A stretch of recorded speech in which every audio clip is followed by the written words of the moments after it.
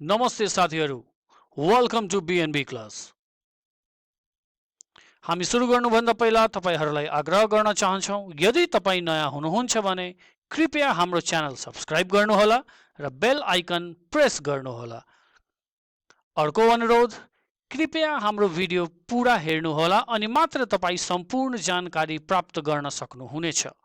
Please watch the full video for complete information. So let's get started. आजको हाम्रो topic एकदमै महत्त्वपूर्ण छ र हामीले विभिन्न साथीहरूले चाहिँ अनुरोध पनि गर्नुभएको कारणले हामीले यो टपिक लिएर प्रस्तुत भएका छौँ। Classification of BFIs, banks and financial institutions in Nepal. नेपालमा ब्याङ्क तथा वित्तीय संस्थाको वर्गीकरण। नेपालमा चाहिँ जति पनि ब्याङ्क तथा वित्तीय संस्थाहरू छन् तिनको आधार के हो र कति प्रकारका ब्याङ्क तथा वित्तीय संस्थाहरू चाहिँ बाफिया एक्टले पनि तोकेको छ, त्यस कुराको बारेमा आज हामी यो भिडियोमा छलफल गर्नेछौँ। त्यसैले कृपया यो भिडियो अन्त्यसम्म हेर्नुहोला। सुरुवात गरौँ ब्याङ्कको वर्गीकरण, जसलाई हामी अर्को भाषामा तहगत प्रणाली पनि भन्छौँ, हैन, हायरार्किकल सिस्टम पनि भन्न सकिन्छ। जस्तै हामीलाई थाहा छ नेपालमा विभिन्न तहका ब्याङ्कहरू छन्, हैन। हामी जस्तै क श्रेणी भन्छौँ, ख श्रेणी भन्छौँ, ग श्रेणी, यो के तह हो। अब त्यसका आधारहरू कहाँबाट सुरुवात भयो भन्दाखेरि BAFIA act, bank and financial institutions act 2073 जुन लागू गरिएको छ त्यसको सेक्सन 37, हैन, यही कुरा मैले अङ्ग्रेजी र नेपाली दुईटैमा भनेको छु।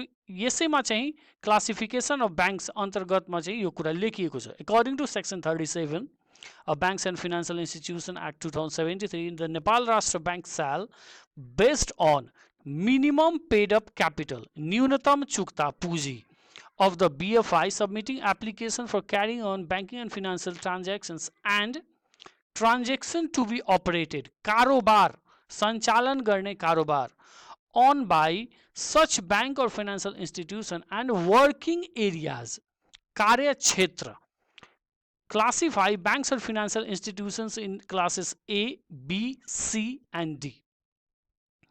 न्यूनतम चुक्ता पूंजी, कारोबार तथा कार्य क्षेत्रको आधारमा चाहिँ राष्ट्र ब्याङ्कले विभिन्न संस्थाहरू जसले चाहिँ ब्याङ्किङ तथा वित्तीय कारोबार सञ्चालन गर्नका लागि अनुमति माग गर्छ, उनीहरूले चाहिँ राष्ट्र ब्याङ्कले आफ्नो सबै कुरा हेरेर क, ख, ग वा घ वर्गमा वर्गीकरण गर्न सक्छ वा गरिएको छ। यसैमा चाहिँ एउटा अर्को पनि के लेखिएको छ भन्दाखेरि पूर्वाधार ब्याङ्क, पूर्वाधार विकास ब्याङ्कलाई चाहिँ कुनै पनि यो एबीसीडी क्याटेगोरीमा राखिने छैन, तर त्यो पनि एक किसिमको ब्याङ्क हो। क्लियरली त्यहाँ लेखिएको छ पूर्वाधार ब्याङ्कलाई वा विकास ब्याङ्कलाई एबीसीडी मध्ये कुनै पनि क्लासमा, कुनै पनि वर्गमा चाहिँ वर्गीकरण गरिनु पर्ने छैन, भनेपछि त्यो चाहिँ अलग किसिमको ब्याङ्क हो। अब हामी क्लासिफिकेसन अफ ब्याङ्क्सको आधारको कुरा गरौँ। बेस के आधारमा चाहिँ गरिएको छ? हुन त हामीले त्यही हेर्यौँ तीनवटा आधार, हैन, तर त्यस बाहेक पनि अन्य आधारहरू छन्, हामी एक एक गर्दैछौँ। पहिलो न्यूनतम चुक्ता पुँजी, मिनिमम क्यापिटल। हरेक ब्याङ्क तथा वित्तीय संस्थाले एउटा न्यूनतम चुक्ता पुँजी पुर्याउनु पर्छ, मिनिमम क्यापिटल रिक्वायरमेन्ट्स फुलफिल गर्नै पर्नेछ। यसका बारेमा अझ हामी कुरा गर्नेछौँ। कारोबारको प्रकृति, नेचर अफ ट्रान्ज्याक्सन्स, कस्तो किसिमको कारोबार गर्ने त, हैन, उपभोग्य कारोबार मात्र गर्ने, दीर्घकालीन कारोबार मात्र गर्ने, वाणिज्य कारोबार गर्ने, हैन, क्षेत्रगत विकासका कारोबार गर्नु, पूर्वाधारका विकास, ग्रामीण क्षेत्र, कस्ता कारोबारको प्रकृति, कार्यक्षेत्र, कुन कुन एरियामा चाहिँ तपाईँ काम गर्न सक्नु हुनेछ। कारोबारको समय अवधि, समय अवधि पनि विभिन्न कारोबारको विभिन्न समय अवधि हुन्छ, हैन, लामो हुन्छ, छोटो हुन्छ, मध्य हुन्छ, धेरै लामो पनि हुन्छ, अल्पकालीन पनि हामी जसले भन्छौँ। र माथिल्लो तहमा उन्नतिको अवसर, स्कोप अफ अपग्रेडेसन, यसको आधारमा पनि ब्याङ्कहरूले, हैन, वित्तीय हुन्छ। ल अहिले चाहिँ हामी यो खोलिराखौँ, पछि चाहिँ पुनः हामी कारोबार बढाएर, पुँजी बढाएर आदि इत्यादि गरेर हामी माथिल्लो तहमा पुग्नेछौँ। So these are 5 basic basis under which the Nepalese system has classified banks and financial institutions. अब के वर्गहरू छन् त भन्ने कुरा चाहिँ हामी बुझ्दै जाउँ अगाडि एउटा एउटा, र त्यो बेसहरूको बारेमा पनि हामी कुरा गर्दै जाउँ। अब हामीले सबभन्दा पहिला थाहा छ क श्रेणीको संस्थाहरू, ए क्लास इन्स्टिट्युसन्स। अब यसमा चाहिँ मैले सबै कुरा यही छ, बेसकै आधारमा हामीले राखेका छौँ। पहिलो मिनिमम क्यापिटल कति हुन्छ, न्यूनतम चुक्ता पुँजी 8 अर्ब कम्तीमा हुनु पर्यो, 8 बिलियन जसलाई हामी भन्छौँ। नेचर अफ ट्रान्ज्याक्सन के हुन्छ, मेनली कमर्सियल, मुख्यतः वाणिज्य हैन, वाणिज्य भएको, यानि कि संस्था, फ्याक्ट्री, इन्डस्ट्री, फ्याक्ट्रीहरू हैन, व्यापार व्यवसाय आदि इत्यादिसँग बढ्यो। हुन त उपभोक्ताहरूले पनि गर्छन्, सेयर अगेन्स्टमा पनि गरिन्छ, तर मुख्य के कारोबार हुन्छ भन्दाखेरि कमर्सियल, जसले चाहिँ व्यवसायलाई मद्दत पुगोस्। वर्क एरिया, कार्यक्षेत्र के हो, यो राष्ट्रिय हुन्छ, कुनै पनि एक क्लास इन्स्टिट्युसन हैन प्रादेशिक वा जिल्ला स्तरीयमा हुँदैन, के हुन्छ, राष्ट्रिय अनुमति नै प्राप्त हुन्छ। टेनर अफ ट्रान्जेक्सन हैन, कस्तो किसिमको कारोबार, जेनरली सर्ट टर्म हुन्छ, जस्तै व्यापारलाई चाहिने कर्जा कस्तो हुन्छ नि त, 1 वर्ष हुन्छ नि त, सर्ट टर्म हुन्छ, डिमान्ड लोन्स हुन्छ, 3 महिने हुन्छ, 4 महिने हुन्छ हैन, जस्तै एलसी खोलियो भने 3 महिने हुन्छ, 1 वर्षभन्दा लामो पनि हुन्छ, त्यो ठुलो कुरा होइन। फिक्स डिपोजिट, फिक्स के भन्छ लङ टर्म लोन्स पनि दिन्छन्, तर सर्ट टर्म मेनली हुन्छ, छोटो अवधिको। स्कोप अफ अपग्रेडेसन, यहाँ चाहिँ उन्नतिको कुनै किसिमको अपग्रेड हुने अवसर चाहिँ छैन, त्यो चाहिँ 1 लाख छ, त्योभन्दा माथि केही हुँदैन, अझ ठुलो मात्र हुने हो। र फङ्सन्स कहाँ यसको छ भन्दाखेरि बाफिया एक्टको सेक्सन धारा 49 को 1 उपधारा 1 मा जे फङ्सन्सहरू जे कार्यहरू तोकिएको छ ती कार्यहरू गर्न सकिन्छ। र नाम भनेको के दिन्छ, कमर्सियल ब्याङ्क्स भनिन्छ, यिनीहरूलाई के भनिन्छ, सिधै ब्याङ्क लेख्न पाउँछ पछाडि, वा कमर्सियल ब्याङ्क भनेर हामी साधारण भाषामा बुझ्ने गर्छौँ। यो चाहिँ A क्लासको लागि। अब हामी B क्लासको कुरा गरौँ, ख श्रेणी। यहाँ चाहिँ के हुन्छ, न्यूनतम पुँजी राष्ट्र ब्याङ्कले 3 क्याटेगोरीमा तोकेको छ। हुन त अब 2 क्याटेगोरी भएको छ, म बताइदिन्छु अहिले।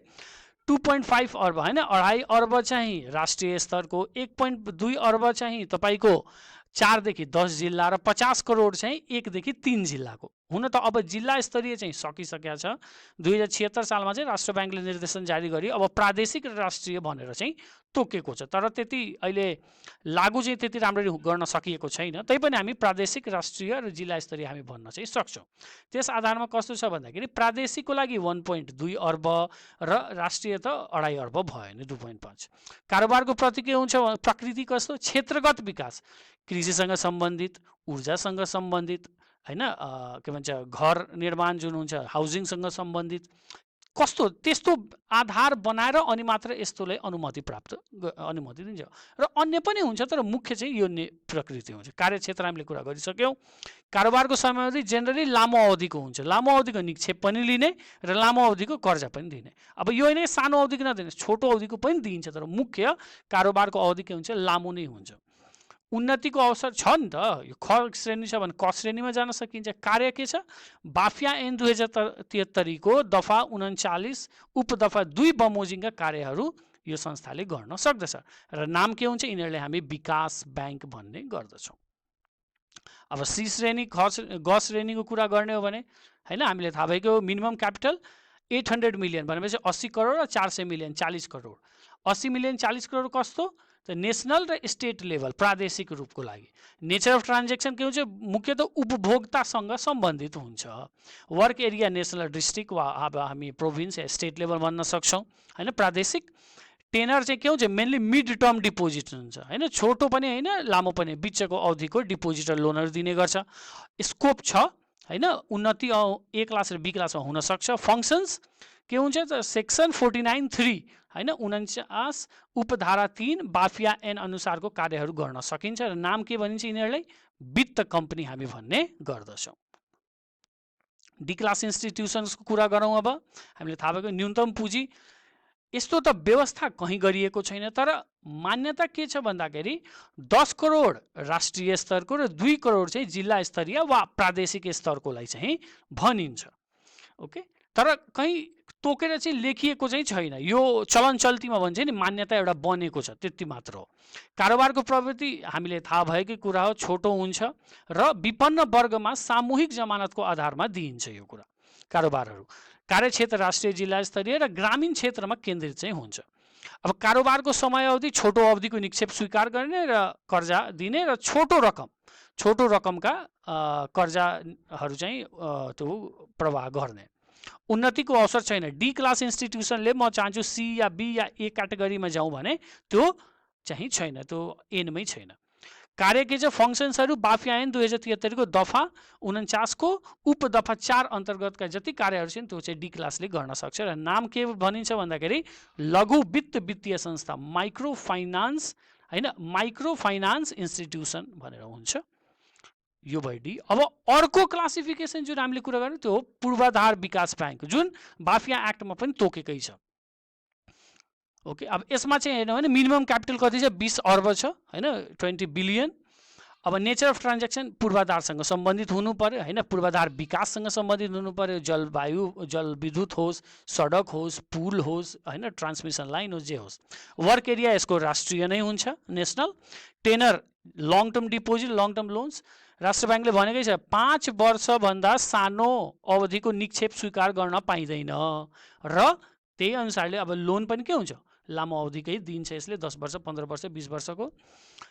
स्कोप अफ अपग्रेडेसन छैन हैन यो चाहिँ उन्नति त्यस्तो अगाडि बढ्न सकिँदैन ए क्लास बी क्लासमा बन्न सक्दैन त्यो आफ्नो क्याटेगोरी छ त्यसैमा बस्नुपर्छ ठुलो बन्ने राम्रो बन्ने। र फङ्सन्स कार्यहरू के छ त 49 दफाको उपदफा 5 को बाफिया ऐन अन्तर्गतमा तोकिएको सबै कार्यहरू गर्ने। नाम के हुन्छ त इन्फ्रास्ट्रक्चर ब्याङ्क पूर्वाधार ब्याङ्क वा पूर्वाधार विकास ब्याङ्क हुन्छ जस्तै नेपालको पहिलो खुल्यो नि त नेपाल पूर्वाधार ब्याङ्क नेपाल इन्फ्रास्ट्रक्चर ब्याङ्क पनि सञ्चालन अहिले छ। सो यी चाहिँ भयो क्लासिफिकेसन्स अफ ब्याङ्क इन नेपाल। कसैले तपाईँले सोध्न सक्छ कि कोअपरेटिभहरू पनि त छन् हैन त कोअपरेटिभहरू ब्याङ्किङ इन्स्टिट्युसन अन्तर्गतमा आउँदैनन् हैन कोअपरेटिभ के हो नन ब्याङ्किङमा हो गैर ब्याङ्किङ संस्थाहरू हुन् त्यसैले चाहिँ क्लासिफिकेसन हामी गर्न सक्दैनौँ। ओके मलाई आशा छ तपाईँले चाहिँ क्लासिफिकेसन अफ ब्याङ्क पूर्ण रूपमा बुझ्नु भएको छ। आजको लागि यतिकै नै। Don't forget to like share comment on our video, click on the logo to subscribe and yes, keep learning with BNB class. Thank you so much. केही भयो भने कमेन्ट गर्नु होला है।